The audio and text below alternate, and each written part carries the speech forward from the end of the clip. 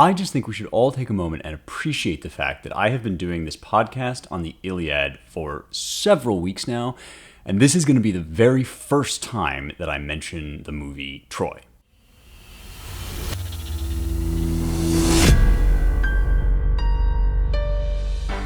Thank you very much. I will assume that my medal is in the mail. It's been such an honor to serve you in this way by keeping mention of the movie Troy out of this Iliad podcast for as long as I possibly could. I watched Quentin Tarantino's True Romance for the first time this past weekend. This is one of his first, maybe his first ever movie, but he wrote the screenplay and then it was directed by somebody else. And that's probably, in my opinion, Brad Pitt's greatest role. He plays the stoner in that movie, which is great all around, just a top-notch film from start to finish. After that, obviously, Fight Club, next best movie with Brad Pitt in it. I would have to say that Troy, the movie retelling of the Iliad that he did, where he was Achilles, gotta be down like 5, 6, 7 on the list after Benjamin Button and a bunch of other Brad Pitt movies, Ocean's 11. I mean, you could do a lot before you got to Troy. And people actually ask me all the time about what I think about this movie, and I have a real kind of problem with it. I thought it was a missed opportunity. I didn't love it. Obviously, there was some fun parts. Obviously, it's cool to see this story represented on the big screen. Again, classic, holds up beautifully, and it can be useful if you want to get into the story of the Iliad a little bit. But there's two parts of this movie that really bug me, and one of them is going to become relevant today. The first is that the gods are basically non-existent in the movie, and I see why they did that, because if you're making this movie for an American audience, probably one of the most alienating parts of the Homeric worldview is the fact that the gods are actual characters. And thinking about how to depict that and how to incorporate them into the world of a 21st century movie must have been just too much of a challenge for them to deal with while they were getting the whole thing greenlit. And it's already kind of an accomplishment to say, hey, let's make a 2,800-year-old Greek poem into a major blockbuster movie with Brad Pitt and Eric Bana. So I get why they said, we'll just scrap the gods part. But I think it ruins the story and extracts a lot of the metaphysics of the poem. The poem is a metaphysical story, which is one of the things I've been trying to stress to you on this series, is that it is about man's place in the universe, and it's about man's place in the universe from a perspective that is pre-Christian, that has no guarantee of an eternal afterlife or no faith in an eternal afterlife, that isn't even certain that man's mind and understanding can expand outward into the rest of the universe, that we're meant to live in an intelligible universe, that the universe cares about us at all, and the central fact of death and the inconsolable reality of it is, I have been arguing, the whole point of the poem, and the gods and their caprice and their infighting and their strange anthropomorphic ways are all part of that. And they're a major part of the richness of the vision that the poem offers. So when you take it away, you end up basically with a blockbuster movie about a war between these two civilizations. Fun enough, sword and armor, all that good stuff. But the other part of it is that the tragic sensibility I've been talking about in the Iliad, this refusal to look away from the horrors of death and the manly resolve with which Homer approaches that entire fact that the generations of men are like leaves and they pass and they go, and yet at the same time we are able as humans to attain these heights of greatness that make us seem as if we could even do battle with the gods. And I talked last week about Diomedes wounding the gods. That tragic sensibility is really lost on a movie that has to appeal to a blockbuster audience, that kind of romanticizes the whole thing and tries to smooth away some of the poem's rougher edges. And nowhere is that more true than in the case of Troy, and specifically the hero of Troy, whom we have not yet talked about, Hector. And it's Hector I really want to talk about today, and it's because I was thinking about Hector that I started thinking about the movie Troy and why I find it kind of dissatisfying. Because if I had to make a trailer for the Iliad itself, for the Homeric poem of the Iliad, and I was thinking about scenes from the Iliad to put into the trailer of the movie, One of the scenes I would definitely pick is from Book 6, a classic, iconic moment in the entire poem when Hector has returned inside the walls of Troy. So this is the city under siege. Hector has done nothing to invite this siege. He's not the culprit. Paris is the culprit, as we've discussed at length. But Hector is the greatest hero. He's the brother of Paris, one of the princes of Troy, son of King Priam. And if there is an equivalent or a counterpart to Achilles on the Trojan side, it's Hector. But the sides are not evenly matched, and that's one of the fundamental facts, one of the tragic realities of the poem, and it's something that gives the poem this enormous humanity and pathos, because even though Homer is writing in Greek for Greeks, and even though this became a major emblem of Greek culture and civilization, the poem is possibly more interested in the humanity and in the sorrows of the other side, of these Eastern peoples, the Trojans, who lived, remember, in Turkey, what is now Turkey, what was then in the ancient world was called Asia Minor. And it's these characters who are perhaps most relatable, most noble, most admirable, especially Hector, because they aren't superhuman in the same way that some of the Greek heroes almost seem to be. And yes, Hector, like all the heroes, is kind of larger than life, and yes, he's huge and powerful, and we're reminded that the heroes of the poem are larger than any man is now living, so there is this golden age sheen on the whole thing. But within that world, Hector is not the man that Achilles is, just in terms of sheer physical force. He can rival him actually in self-awareness and in understanding and in the heartfelt connection that he has to his people and his sense of his condition as this tragic hero. But he just isn't going to be able to fight with Achilles once Achilles comes on the field. And so this is one reason why the moment we're going to talk about first and foremost today is one that has stuck in the minds of hearers and readers of the poem ever since it was first composed, and that is Hector and Andromache on the walls at Troy. And no question, if I were going to make a movie of the Trojan War and of the Iliad, and I were trying to think what scenes would go in the trailer, you would definitely have a shot of Hector and Andromache on the wall. We remember, as we've been going through the story together, we've now reached the point at which the war is kind of ongoing in the poem. We began at a bit of a breaking point where Achilles and Agamemnon got into their fight over the girl Briseis, and Achilles withdrew, and then Zeus, at the imprecation of Thetis, Achilles' mother, allowed the Trojans to kind of flourish and win, so that Achilles would be honored by the fact that his absence had caused all these terrible problems among the Greek ranks. But there's another side to the whole story that we haven't talked about yet, and it's really emphasized in Book 6, where the camera kind of shifts, and Hector goes inside the walls, to ask the women to pray for the success of the Trojans and protection. And right off the bat, that keys us into the fact that we're being given a tragic vision of the world here, because the women then go and pray to Athena, but Athena isn't on their side. Athena is helping the Greeks.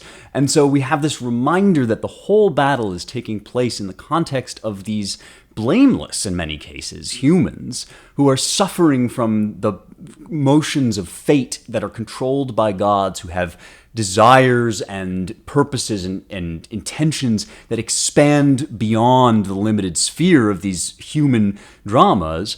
And yet the human dramas are what fill us with most emotion and move us most. And so there's this real sense of loss and angst and longing associated with the fact that these human realities seem like the most important thing in the world to us, but the universe doesn't seem to agree with us about that. And that's what lends this scene, this encounter between Hector and Andromache, such power. So, of course, if you take the gods out of it as realities, that kind of goes away. And I think that might be why the Hector and Andromache scenes in the movie Troy really kind of fell flat for me and didn't feature all that much in the trailer. I went back and watched the trailer to Troy, and I thought, surely there's going to be a major couple of seconds with Hector and Andromache, and it's really kind of downplayed that relationship, and it's much more about how they fought this battle for love, speaking of the love of Helen, and there's this kind of romantic idea that what they really needed was to just get this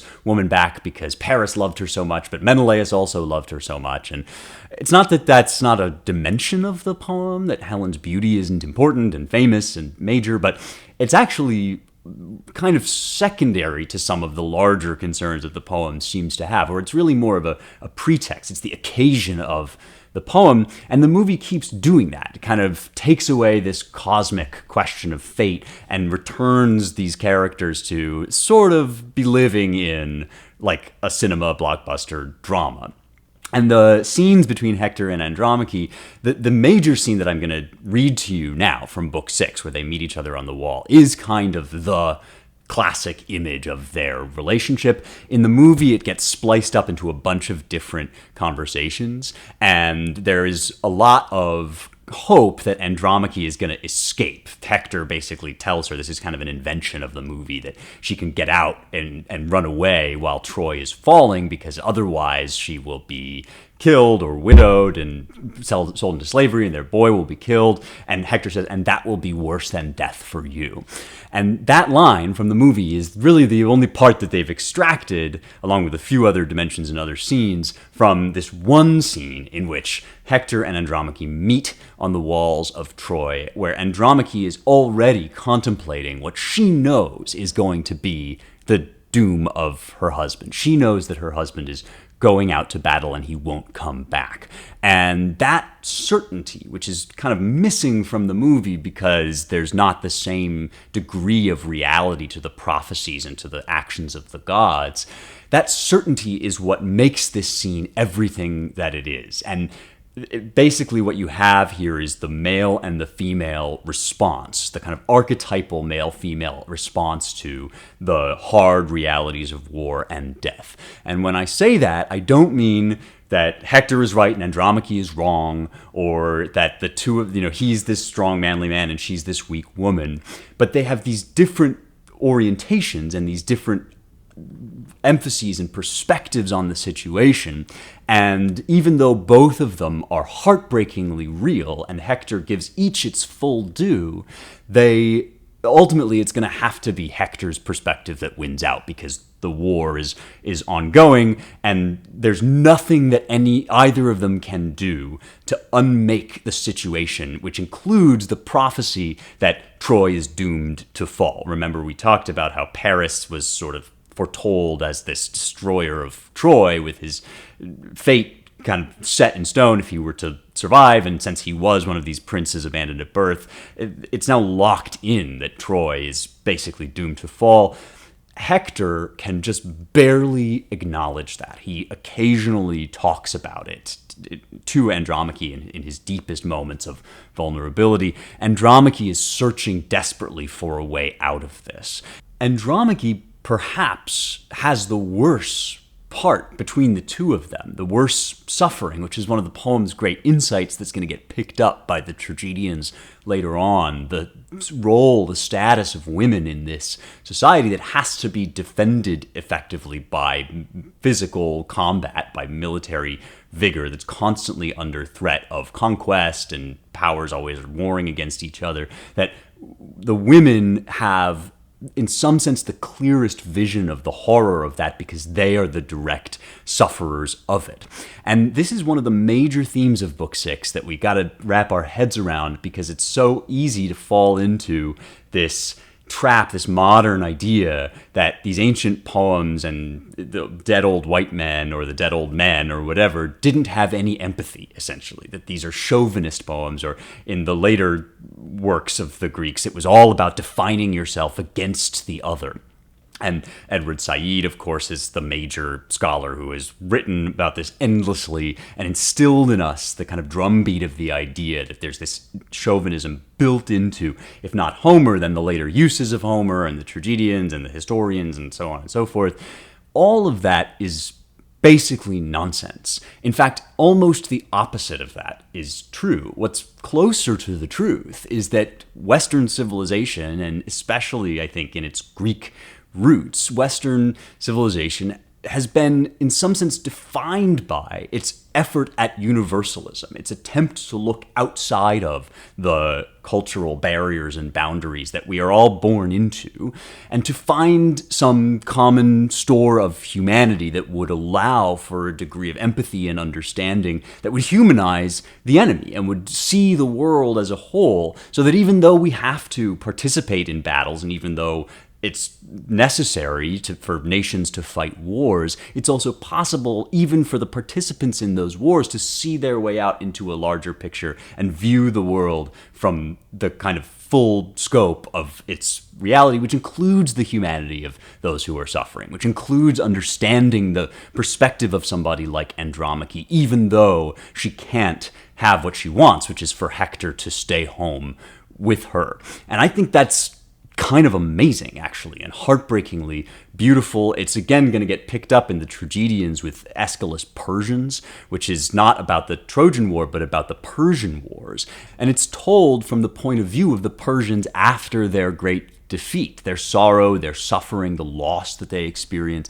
And I really think the genius of the poem, of Homer's poem, and of Greek literature more generally, is in large part bound up with this sense that it's possible both to be an individual operating within a cultural context with aims and objectives and be totally committed to that, while still understanding that there's a possibility of drawing back and seeing the world as a whole and appreciating the tragedy of our situation and the bitter sadness of these moments when we find ourselves bound up in eons and eons of history and compelled to go to war with one another, even though we can recognize the humanity and the awful nature of the situation. And so all of that is really contained in this scene between Hector and Andromache, ostensibly, quote unquote, like the enemies of the poem, but also two of the most likable, relatable, beautiful characters, noble characters in the poem.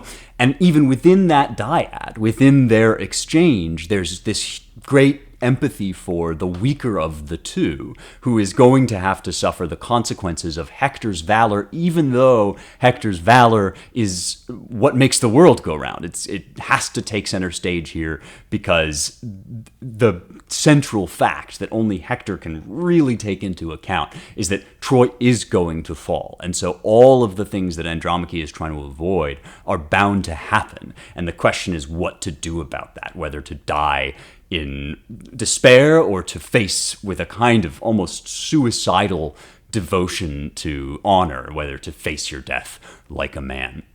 As always, I have translated a lot of this myself for you because I think it's a helpful way of getting into the vigor of the poem and hearing the words afresh. But when we get to one key point, I am going to read to you from my favorite translation of the poem, the Robert Fagles translation, just because it's such a beautiful moment that I think we should get a polished and published version. But first, let me read to you from what Andromache says to Hector. So they've met on the wall here. Their son, Astyanax, is with them, and he is the focal point of their conversation because, of course, all their hopes are vested in this darling boy. But if Hector goes off and fights, then they can basically be guaranteed that this kid will die because he can't be allowed to live as the heir of the prince of the destroyed, conquered city. And all of that is what's kind of missing from the movie Troy. The idea that they could escape somehow is sort of filtered into the movie Troy so that it's not quite as depressing and tragic as this story is here. In this version, Andromache is basically saying, if you go out there again, you are going to die, and I am going to be enslaved, and this boy of ours is going to be hurled from the walls, the ramparts, which is in the larger surrounding mythology. That is what happens. But here's what she says to him. She says, "Darling, your strength will be your doom. You have no pity for your tender boy and me, deprived of my future, soon to be a widow without you. Soon the Greeks will charge you en masse and slaughter you. I'd be better off slipping beneath the earth as soon as I lose you. Nothing will then be left for me, no warmth when you go to meet your doom, just pain. I don't have a father or regal mother. He killed my father, Achilles the divine. And she goes on to describe how Achilles killed her whole family, basically. And so there's trauma also already lingering in the background for Andromache associated with these Greek attackers. And now she's left with only her husband to protect her. And we see this, I think, as in some sense emblematic of the situation of women in wartime in this period, that they are dependent upon some structure of military vigor, even though, of course, they are also those who build the civilization within the walls. This is the classic division of labor in pre-industrial societies, and still to some extent now, that within the walls, the women effectively create civilization and culture, and outside the walls, the men defend and protect. And there's always been overlap in that, and there's always been ways that you can qualify it, but this is sort of the archetypal embodiment of that, and the horror of when that breaks down. So here's the line that always gets me every time. She says, "Hector, it's you. You are my father, my regal mother, my brother too, and you are my steadfast husband. Please have pity now and stay in the citadel before you make your son an orphan and your wife a widow." I mean, what heart of stone would not be moved by that plea? And the part of it that's maybe most awful to contemplate is she does have a strategy. It's not like she's being a hysterical woman or some caricature that you might accuse Homer of if you hadn't really read him carefully. In fact, he portrays her as a noble, upright, sensible, fairly sharp military mind. She has a plan that she's hoping against hope will work, which is that Hector will stay back and defend the walls. And there are even some people in Hector's army that sort of advise some part of this. But the thing that we all know, that everybody knows, including Hector, is that as ingenious as this strategy may be, and as beautiful as Andromache's sentiments may be, and as horrifying as the fate is that she's contemplating, it's a lost cause. It's not going to work because Achilles is who he is, and because the prophecy is what it is, and because the gods are who they are, and there's something implacable in the universe that is placing Hector in the situation that ultimately is all of our situation, not obviously the situation of being a Prince of Troy and having to fight Brad Pitt, but the situation of facing down what is ultimately an inevitable death. And you can do everything you want to stave it off, and you can join the Never Die movement with all these guys who do the blood transfusion and the plasma, and you can circle around your life with all these little protections and hem yourself in within the walls of your perfect health routine and whatever, but in the end, your fate is written. You are going to die. And so the Christian way of contemplating this and reckoning with this is to always remember and to prepare for an afterlife. The Greek way, the pre-Christian way, is to make your peace with it as best you may and live in the noblest possible way until you die. And that's where Hector's mind ultimately is, even though all the other stuff is contained within his attitude. And that's the next thing that he says to her, one of my favorite lines in the entire poem and maybe all of Greek literature. He says, "E kai emoi tare pantamele gunai." He said, "It's all these things matter to me too. E kai emoi tare pantamele. All these things are also on my heart, O wife, O woman. It weighs on me too, my wife, every bit of it, but dreadful shame in front of the Trojans and their women with trailing robes would grip me if ever I cringed like a coward from facing battle. My heart wouldn't allow it. I learned to be valiant always, fighting among the front lines of the Trojans, straining for glory, mine and my father's.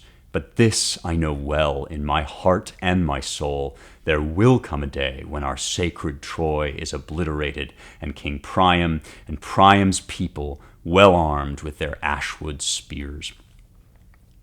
Almost all of life is contained in this exchange. It's such a capacious vision, and to place it in the mouths of the doomed peoples, the other people, besides the people from whose perspective the poem is in some sense written, and to give it this pride of place as maybe the most beautiful, merely human thing that happens in the poem is an act of sheer genius, and it then overflows into one of the most indelible moments, which I am going to read to you from the Robert Fagles translation that I have here. So here's the Fagles version, and still unmatched in my opinion. Shining Hector reached down for his son, but the boy recoiled, cringing against his nurse's full breast, screaming out at the sight of his own father, terrified by the flashing bronze, the horsehair crest, the great ridge of the helmet nodding, bristling terror.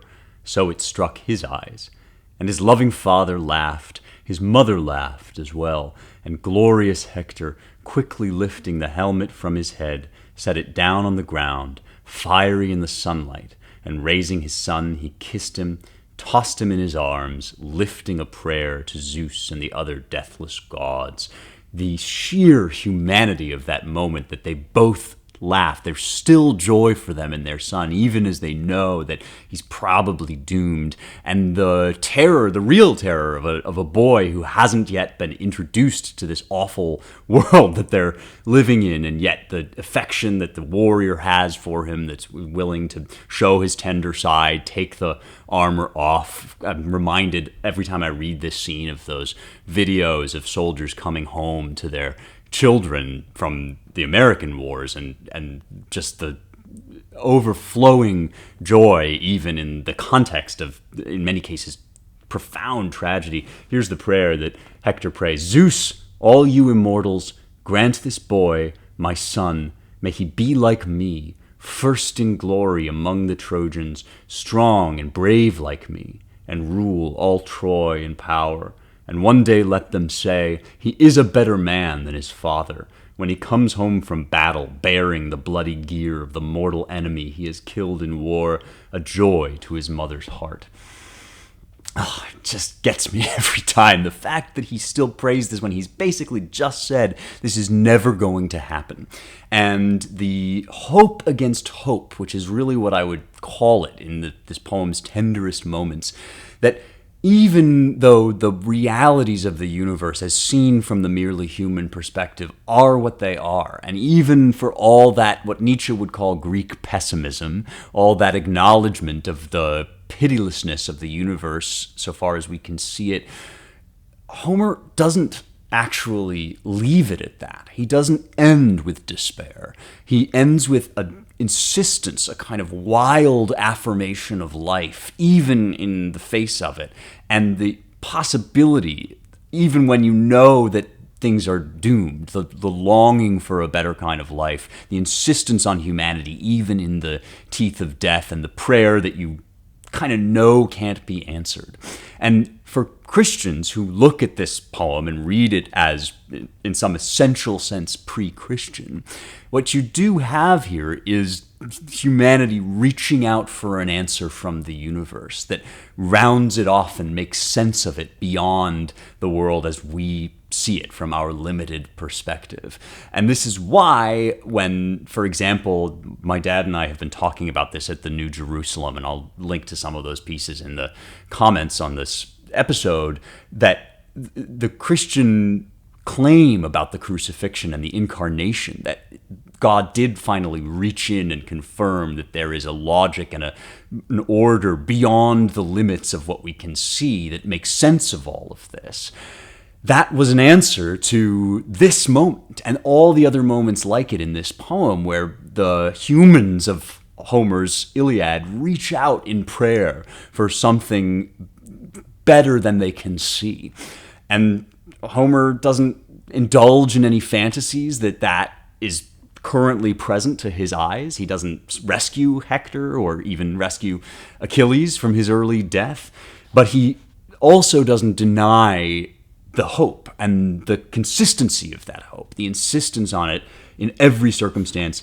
So Hector prayed and placed his son in the arms of his loving wife. Andromache pressed the child to her scented breast, smiling through her tears. Dakruen gelasasa is the Greek of that, a lovely phrase and kind of the invention, at least so far as we can pinpoint it, of the concept of smiling through your tears. Imagine being a great enough artist at the beginning of a thousands-year-long artistic tradition to invent a concept so basic as smiling through your tears. It's kind of incredible, and it's one reason why, unless you come at this poem with real care, unless you approach it step by step, it's easy to miss some of its profundities because they've entered so deeply into our bloodstream and into the grain of the skin of our culture that we just take them for granted. But the freshness of them is kind of inexhaustible. It's still, these characters are still alive after all these centuries, all these years, and there's so much humanity, so much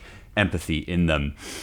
At the same time as the world is not organized according to the Christian mindset and worldview yet. And Homer doesn't indulge in that. He doesn't indulge in some idea that there's been more order imposed on the world than there yet has.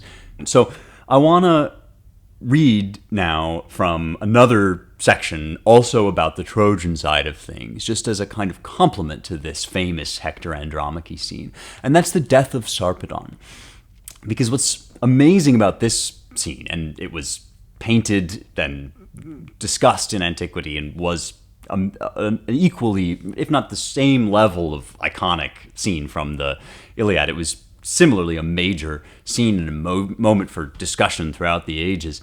This is Zeus's son, and there are a bunch of different versions of the myth. In many of them, Sarpedon was the son of Zeus and Europa, after whom Europe was named. In this version, in the Homer version, he's the son of Zeus and Laodamia.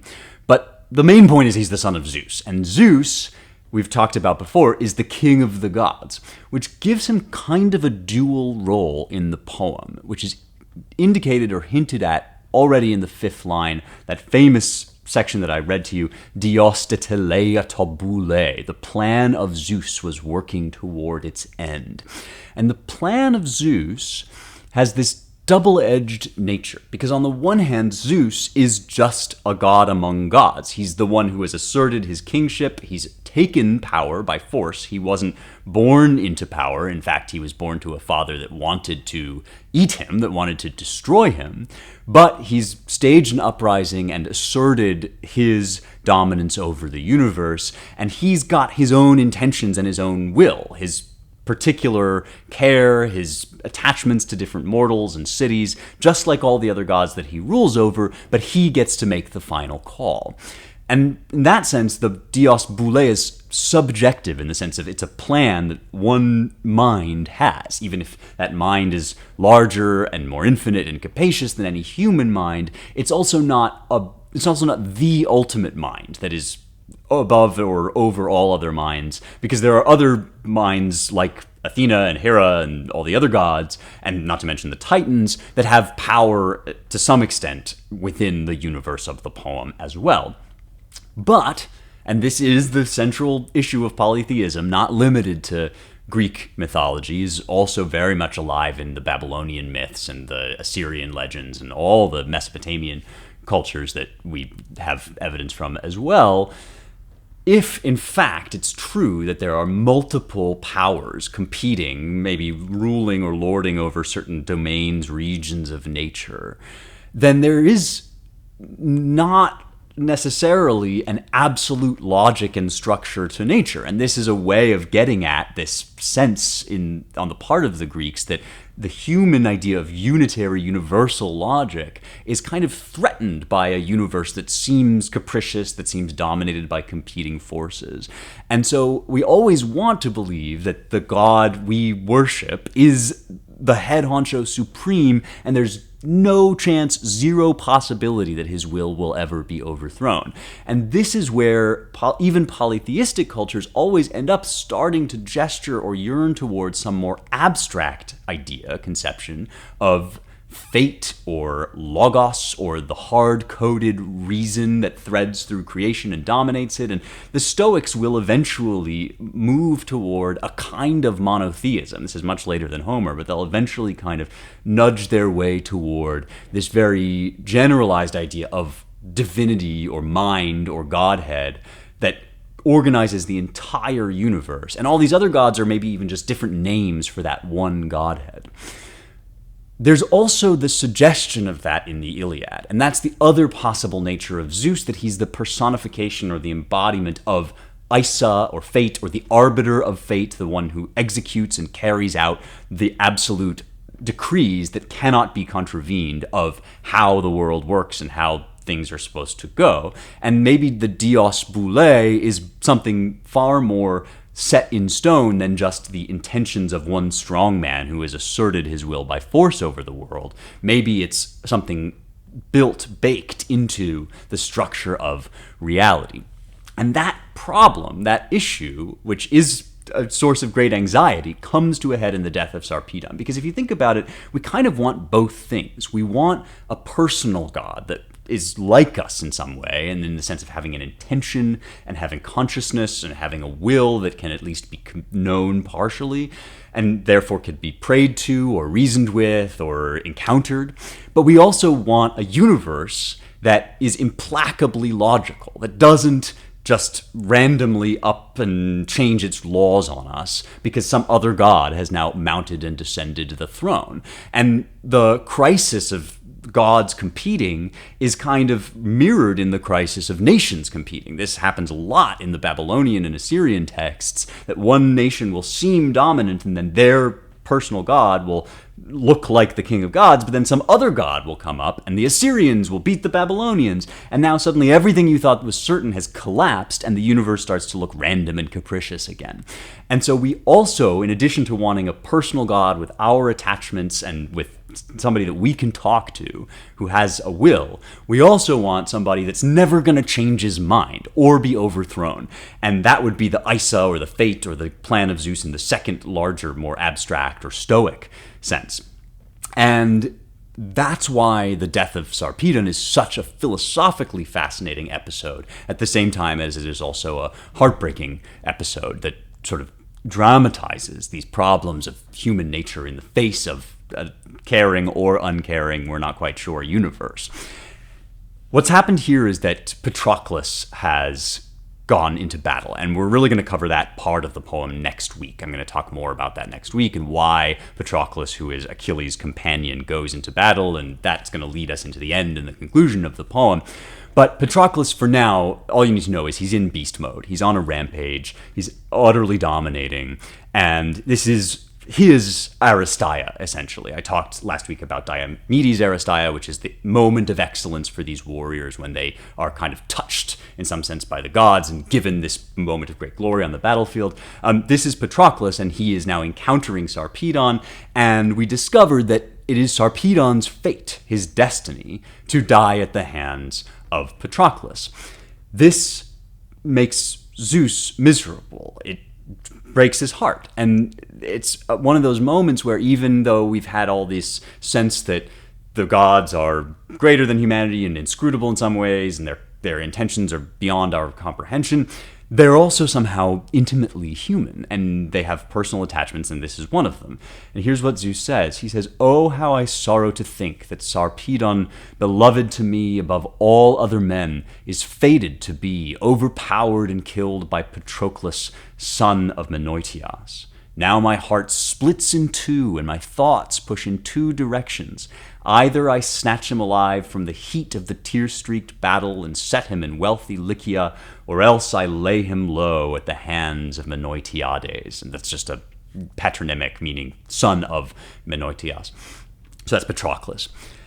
So it's really up to Zeus. The humans here are going to be... Patroclus is effectively a tool, an instrument of Zeus one way or another. And when Zeus says, "My heart is split in two," Homer is, I think, reckoning with exactly that dual nature of the supreme god in polytheism that I just mentioned. And he's reckoning with it in an artistic way by saying this person actually has two impulses, two wills within him. One is to execute on the decrees of fate, which says that all men must die, and this man in particular dies now, in this place, at the hands of this guy. But there's a suggestion that he could intervene, and this is almost the inverse of the idea that humanity could rise up to become as God. So we've seen a couple times with Achilles and Diomedes that mankind, even though they're limited and mortal, seem to have these powers that almost could make you believe they would break the bonds of death and move beyond their fate and enter into the realm of the gods. This sense of humanity is more than simply a pitiable worm that I think is the intuition we have that is answered in this Christian idea of humanity made in the image of God, and that Jewish idea, but that's only an intuition and an inkling because ultimately all men do die. The flip side of that is whether or not the gods care enough about us to reach out from on high. So if we're reaching up to God from below, then the gods are sometimes tempted to reach down to us and pull us up out of our fate. And there are moments in Greek mythology where this actually happens, where demigods or heroes will become immortalized and live among the stars. But here we have actually something rather more realist, rather more complicated and difficult, which is that even though the god wants to, even though Zeus is of a mind personally to reach in, sort of like God in Christ reaching in to save, he is held back from doing it by part of his mind that tells him he has another job to do, which is to enforce the decrees of fate, or even to be the mind that rules over the universe. And what tips the scales in the end is his wife, Hera. And Hera is famously in a contentious marriage with Zeus. She's always been a bit of a problem for him. He's a terrible problem for her because he's always sleeping around, and they're always in fights. They're basically never at peace matrimonially, except from time to time. And here's what Hera says about this son, by the way, not by her, remember, but with another woman. Zeus has this son. And Hera, the ox-eyed queen, had this to say in response: "Dread son of Kronos, what kind of horrible tales are you uttering? This man, a mortal, given of old to the hands of fate, you want to drive him back from the grim approach of his death? Do it, but none of the other gods will approve." And this is where we get the suggestion of chaos in heaven, an uprising of the gods. If Zeus absconds on his responsibility, which is more than to any one man or any one faction, the other gods can pick their sides and get involved in the battle, but Zeus has this other job to do, that it pulls his heart in two directions, that places him basically in the role of keeping the universe together, binding together the rules of things. And if he just throws that to the winds and becomes an arbitrary ruler and decides that his favorites are going to live while everybody else has to die, then the gods will basically declare his rulership illegitimate. And they'll all start saving their favorites against his will. And you'll have total chaos and a war in heaven, which we know can happen because there was a war that installed Zeus on the throne after the Titans were overthrown. And that suggestion, that hint of chaos flickering on the edge of the Homeric universe, is the horror that the characters all have to reckon with, despite their desire that the rules should be suspended for them. We all want the rules of the world and of mortality to be suspended for us. We all want a special route out of the human predicament, but we don't quite know how to get one without upending the entire structure of the created universe. And that is the predicament, the problem of polytheism, which is not just, oh, these benighted people, they believed in evil gods or demons and they were deceived and all that. It's something much more along the lines of humanity is in this terrible position of being mortal and wanting to retain its humanity beyond death. And if you want that, then you have to imagine that there is some other mind on the other side of your mortality that has a human face in some sense. But if it has a human face, then how can it be the mind that rules all of creation and is sort of impersonal and doesn't pick favorites and so on and so forth?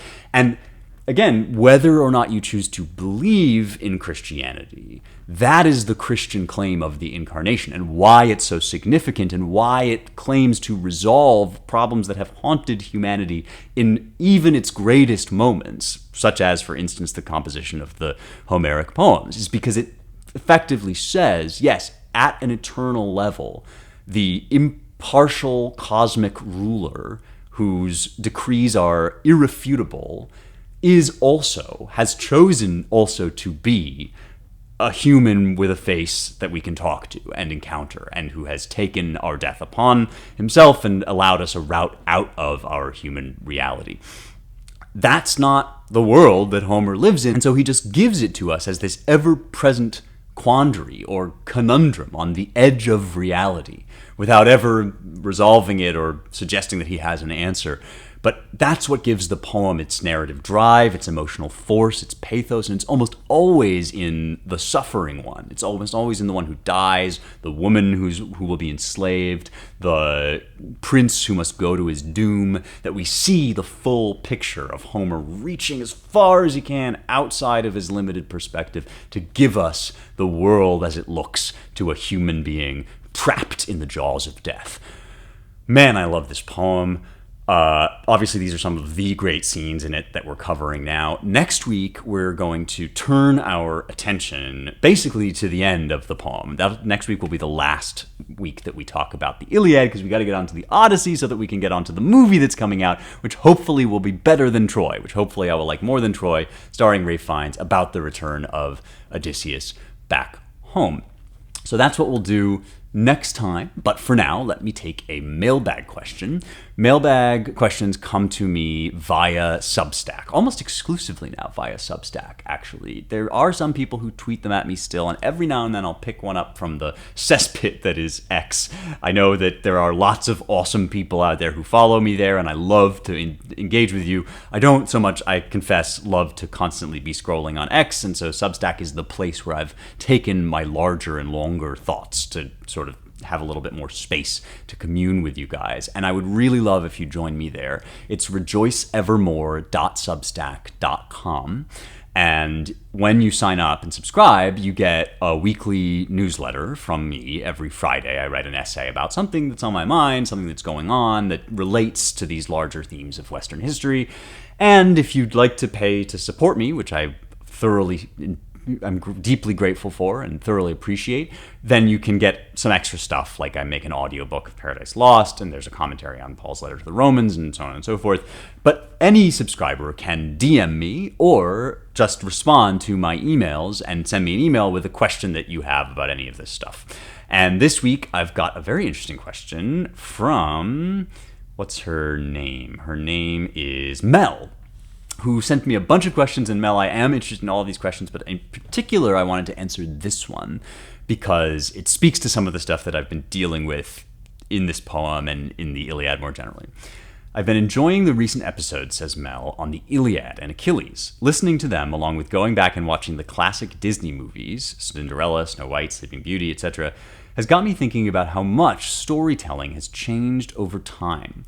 Fairy tales and epic poems tell stories in broad strokes with metaphors and imagery. But every time we, as postmoderns, try to adapt these stories, we have to add in so many particularities, it ruins the original ambiguities, which lead us into deeper meaning.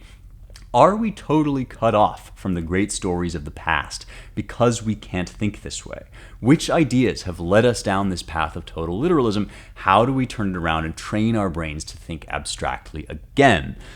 Well, I find this a very astute observation, because even though all this stuff that I've just been saying about the Iliad and the humanity of Hector and so forth is I think, really true, and we do get these very richly and detailed character portrayals, we still have a sense that these poems, these hero stories, are giving us larger-than-life people because they're painted in these very primary colors.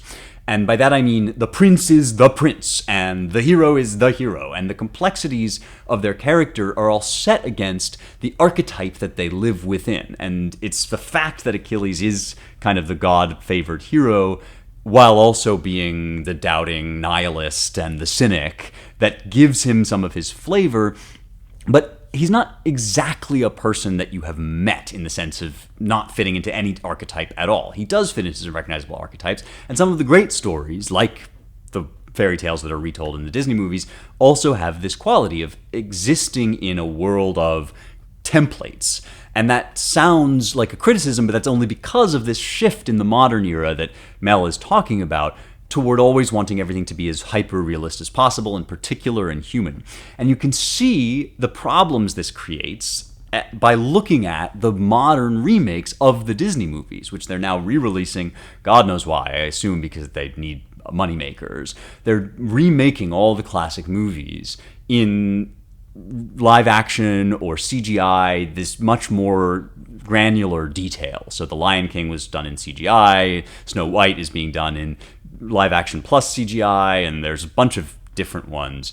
The one that always comes to mind when I think about this is The Little Mermaid, which had a bunch of racial controversy around it. To me, the sort of more interesting aspect of this was it illustrated perfectly why it's kind of a stupid idea to take these great animated movies and turn them into live action movies, because unless you totally translate them and transpose them into a live action context and think carefully about the differences between those two things, you actually end up with a really ugly and weird recasting of these cartoons. For example, Sebastian the Crab, who, full disclosure, I always thought was a lobster. But that's the point of what I'm saying, kind of, because in the cartoon, he's like a crustacean, an ambiguous crustacean, and you can draw him that way, and I think he is supposed to be a crab, but you don't have to think too hard about it or paint in the details too closely. Once you have to draw in all of the dappled spots on his shell and give him a particular set of legs and way of moving and basically fill in all the details that a live action movie or a CGI creation needs, he starts to look horrific. He looks like a nightmare spawn. And that's because he enters into what's called the uncanny valley, in between realism and cartoon. As you move closer and closer to realistic portrayals, you enter what's called the uncanny valley, where there's this big dip. And for example, like the Final Fantasy movies kind of exist in this space, where you start out with this polygonal representation in a video game, and then you try to make it look like people, but you never quite get there. Some of the AI creations that we're now looking at also have this element, which I find really creepy, of like just being a little bit off. And that is called the uncanny valley, and we talk about it a lot, but we don't always acknowledge or realize what it says about realism and our human perception of stories and ways of representation, that we're actually able to transition between multiple different languages of storytelling. And our first language, in some sense, is not realism, but is representation, is symbols and archetypes. And it's only as we gradually move out of that that we start to get these realistic portrayals of hyper-specific individuals. And to make that transition, you have to make a translation from one language of storytelling to another. Another example of this is the new Snow White they're making. Gal Gadot, or Gadot, I never know how to say that, is playing the evil queen, who's supposed to be less beautiful than Snow White.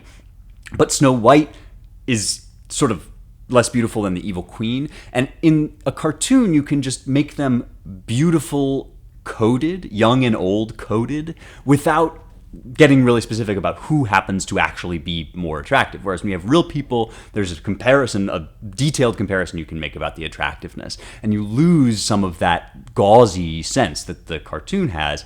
And that shows you what the problems that emerge as you start to move away from archetypes and toward individuals. Now, Mel asks, how do we go back? And I think this is a case where we can't go back, we can only go through.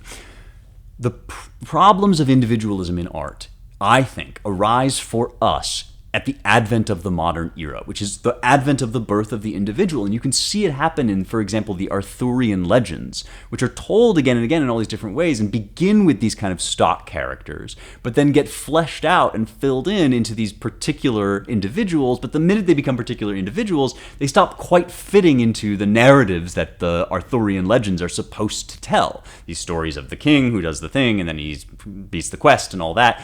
What we love about those stories is the primary colors in which they paint, but as the art evolves, we start to see that there are real humans that can be kind of drawn out of those archetypes, and the real crisis point of this story is Hamlet, is Shakespeare's Hamlet. written in the context of reflecting on the Protestant Reformation, which is the religious version of this crisis, where yes, the structures of the church are beautiful, but they also can't fully contain the varieties of human religious experience and the details of all the possible interpretations and the arguments, and so they end up kind of crushing the individual into this straitjacket until finally he bursts out, and that's the Protestant Reformation. And it's also part of the intellectual movements that are going on at this time, and it's represented in Hamlet, who wants to be a classical hero. He wants to avenge his father's death, or at least to commit suicide, because that's what he does, what a classical hero, what a noble stoic pagan would do in that context. But he can't, because he's too individual and particular, and he sees too much of his own situation. He has too many doubts and uncertainties, and there are too many routes of interpretation open to him. And with that, Shakespeare has announced the emergence of the individual onto the scene. And it's not because he's trying to destroy art or because archetypes have lost all their power. It's because this is a stage, I think, in the development of human history writ large, the human spirit that we are meant to pass through. And we can't ever recover the naive or direct or primary color way that people used to tell stories, the way that they used to just simply accept their roles in life. Of course, I'm oversimplifying here, but we have moved out of a certain way, a certain almost childlike way of accepting the roles and the templates and the archetypes and the narrative structures we were given. Does that mean we can't make cartoons? Does that mean we can't appreciate Arthurian legend? Does that mean we can't go back and love those stories and see them in all their glory and all their beauty? No, absolutely not. But it does mean that we can't tell those stories in that way such that they will be true to our experience, which is the experience of individuals in modernity who don't fit, who recognize themselves as not fitting perfectly into any archetype. And the reaction that we've basically had so far in modernity, if we check in, how's modernity doing up to this point, at current year, the reaction that we've basically had so far is just to tear all the archetypes down because none of us fit into any of them. So we don't want to be homemakers or warriors or kings or mages or whatever these stories tell us about ourselves. We just want to take away every restriction and totally self-determine and make ourselves anew and scramble all the categories and men can be women and so on and so forth. And that is the reaction that we're having to the pain of realizing our individuality as contradistinct to our archetypes, as cutting against the archetypes of types of people that we want to be. You want to be manly, you want to be a man, but you also know that there are elements of you that don't fit into that, and you have to find some way of reconciling that. And what you either end up doing is throwing away the archetype or trying to deny parts of yourself that don't fit into the archetype.